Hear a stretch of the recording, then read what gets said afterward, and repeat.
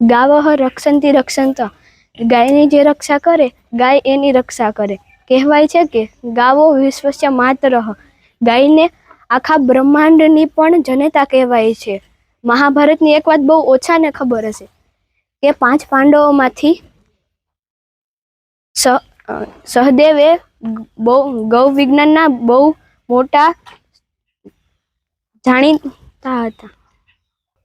અરે અર્જુને તો ગૌ રક્ષા માટે યુદ્ધ પણ કર્યું હતું અને ભીમે તો એક ગાયને બચાવવા માટે સિંહ સાથે પણ યુદ્ધ કર્યું હતું. પાસે 1000 વર્ગની ગાયો હતી અને એક વર્ગમાં તો 8-8 લાખ ગાયો હતી. મહાભારતના વિરાટ પર્વમાં આનો ઉલ્લેખ છે.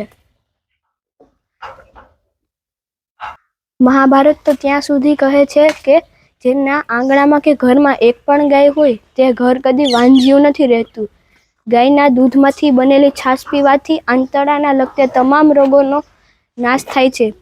ગાયનું દહીં ખાવાથી પાચનને લગતા તમામ રોગોનો નાશ થાય છે.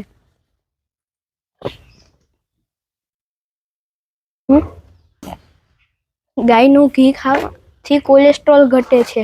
ડોક્ટરને પૂછી લેવાની છૂટ સાહેબ, પણ તમે માનશો નહીં, કારણ કે તમે તો ફોરેનની યુનિવર્સિટી અથવા તો ફોરેનના વૈજ્ઞાનિકો એ કરેલા સર્વેને માનશો. સાચી વાત ને? જો મિત્રો આજે આપણે ગૌ સંવર્ધન નહીં કરીએ તો 20 વર્ષ પછી ભારત પાસે ભારતની એક પણ ગાય નહીં હોય.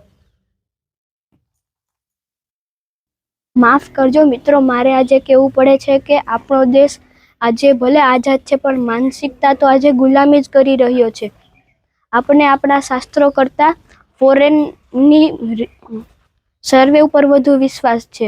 આપણે ફોરેનના શેમ્પૂ, સાબુ, ફોરેનની ગાડી, ફોરેનના ફાસ્ટફૂડ એ બધું આપણે જીવનમાં લાવીએ છીએ અને એનાથી જ આપણે જો પૂરતું ન થયું તો આપણે ફોરેનની ગાય જર્સી, HF એ લઈ આવ્યા, જેથી આપણે વગર તલવારે આપણા ગૌવંશનો કત્લેઆમ કરી નાખ્યો. હું આજે તમને ટકોરો કરવા આવ્યો છું કે જો આજે આપણે ગૌ સંવર્ધન, ગૌ રક્ષા અને ગૌ વિજ્ઞાન માટે નહીં જાગીએ તો બહુ મોડું થઈ જશે.